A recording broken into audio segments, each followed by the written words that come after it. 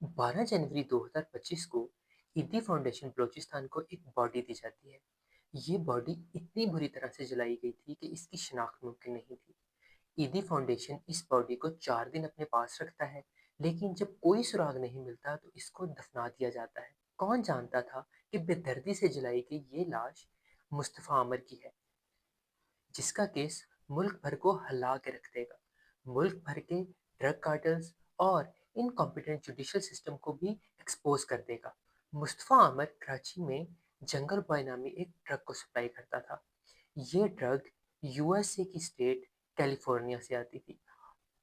लेकिन ये ड्रग मुस्तफ़ा नहीं मंगवाता था, बल्कि इस गैंग का सरबराह याहिया उर्फ शाहजी मंगवाता था।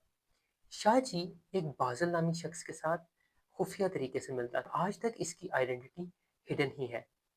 बाज़ल नामी शख्स 3 लोगों को ये ड्रग सप्लाई करता था, जिनमें से एक उस्मान, जिसकी 2 माह पहले एक कार एक्सीडेंट में डेथ हो गई थी, और दूसरा है मुस्तफ़ा।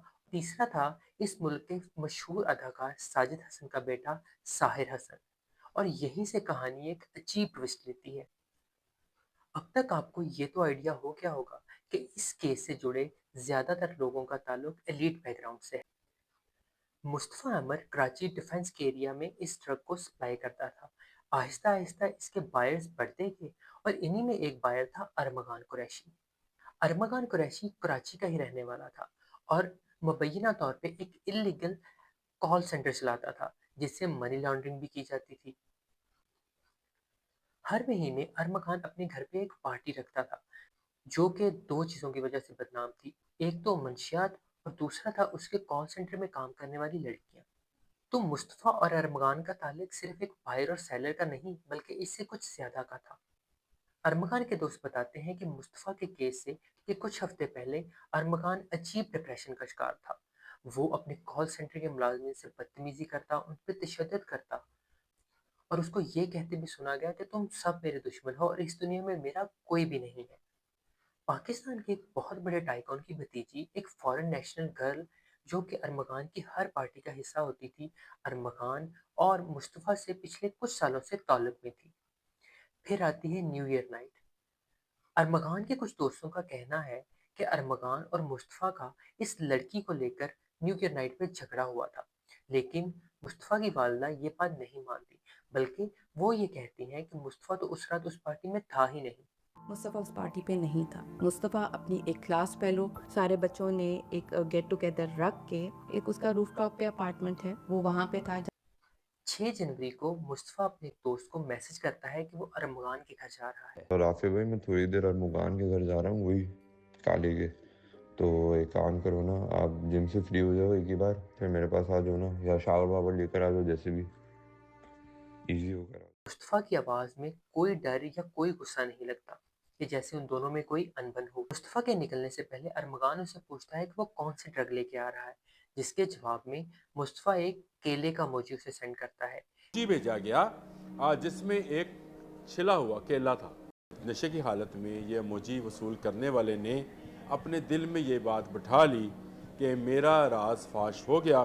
ये खास ड्रग का कोड वर्ड था, लेकिन अरमगान को लगता है कि मुस्तफ़ा उसको अब्यूज़ कर रहा है, और मुस्तफ़ा और उस लड़की ने मिलकर इसको अब्यूज़ करना शुरू कर दिया। और अरमुगान में लड़की के मामले पर लड़ाई हुई। लड़की ने अरमुगान से मुतालिक बात बताई, जिसका मुस्तफ़ा ने मजाक बनाया।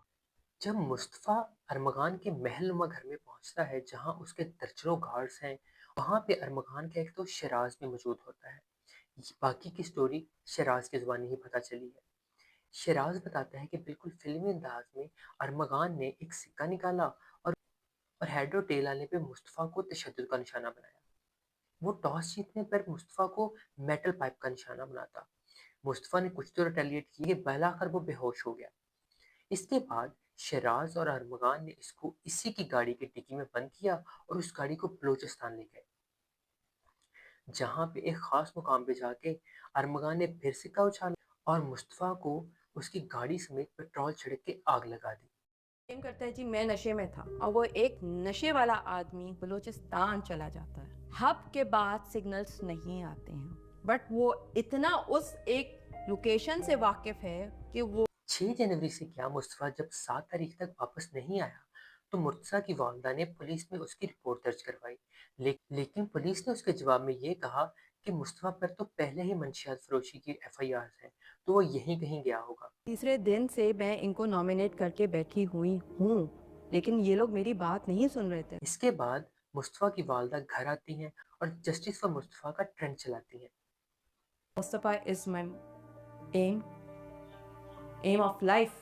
کچھ دن بعد مصطفیٰ کے والد ارمغان کو کال کرتے ہیں، لیکن ارمغان بالکل لا علمی کا اظہار کرتا ہے، اور اسی کال کے کچھ دیر بعد مصطفیٰ کی والدہ کو تاوان کی کال آتی ہے، جس میں مصطفیٰ کے بدلے پیسوں کا مطالبہ کیا جاتا ہے۔ تاوان کی کال ایک امریکن نمبر سے آتی ہے۔ جیسے ہی پولیس کو اس بات کا پتہ چلتا ہے، پولیس مصطفیٰ کے والدین کے شک پر ارمغان کے گھر پر ریڈ کرتی ہے، جہاں ارمغان فائرنگ شروع کر دیتا ہے۔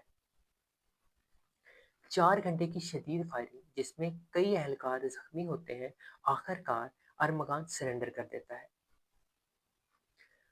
جب ارمغان کو کورٹ میں پیش کیا جاتا ہے، یہیں سے کیس میں انٹری ہوتی ہے ارمغان کے والد کامران قریشی کی۔ کامران قریشی ایک پاورفل انسان ہے یہ اوپننگ سٹیٹمنٹ ہوگا انشاءاللہ تعالی۔ اس پورے کیس کا اوپننگ سٹیٹمنٹ یہ 2 آیتیں ہیں جو کہ جج کو ایک الگ پرائیویٹ روم میں ملتا ہے، اور اس کے بعد جج کورٹ روم میں واپس آتے ہیں اور ہسٹری میں پہلی دفعہ پولیس مقابلے کے ملزم کے کیس کو کال آف کر دیا جاتا ہے۔ جیسے ہی اس کیس کی خبر سندھ ہائی کورٹ میں پہنچتی ہے، تو وہ ایک ہیروئک ایکشن کے طور پر اس جج کو معطل کر دیتے ہیں، اور جب انہیں یہ پتہ چلتا ہے کہ پولیس پر فائرنگ کرنے والے کو مہمانوں کی طرح رکھا گیا ہے، تو وہ ایکشن لیتے ہیں۔ ارمغان کے کال سینٹر سے کچھ لوگوں کو گرفتار کیا جاتا ہے، جس میں ایک شاہزیب نامی لڑکا بھی ہے۔ وہی شاہزیب نامی لڑکے سے پھر پولیس شیراز تک پہنچتی ہے، اور شیراز ہی آگے پھر سب کچھ کنفیس کرتا ہے۔ اور لوہے کے ڈنڈے سے جو ہے وہ اس نے مصطفیٰ کے اوپر مارنا اس کو شروع کر اس کو جو ہے اس کی گاڑی کی ڈگی میں جا کے ڈالتی ہے۔ روڈ سے کوئی بھی گاڑی واڑی گزرے گی تو وہ نظر نہیں آئے گی، اس کے آگے وہ مٹی کے ٹین ہے۔ شیراز ہی پولیس کو ساحر حسن کے بارے میں بتاتا ہے، اور اس منشیات فروش گینگ کے بارے میں۔ نام لگ رہا ہے کہ آپ نے ان کو منشیات جو ہے فروخت کی ہے یا آپ ان سے منشیات لیتے رہے ہیں، اس حوالے سے کیا کہیں گے؟ I would never buy from Mustafa and I would never sell to Mustafa. ابھی تک انویسٹیگیشن ان پروسیس ہے، ارمغان کو بھی ابھی تک سزا نہیں۔ ابھی تک اس منشیات فروش گروپ کے 6 لوگوں کو آئیڈینٹیفائی کیا جا چکا ہے، لیکن کیا آپ کو لگتا ہے کہ پاکستان کے جوڈیشل سسٹم کے تحت ارمغان کو کوئی سزا مل پائے گی؟ اس بات کا جواب کمنٹس میں مجھے ضرور دیجیے گا۔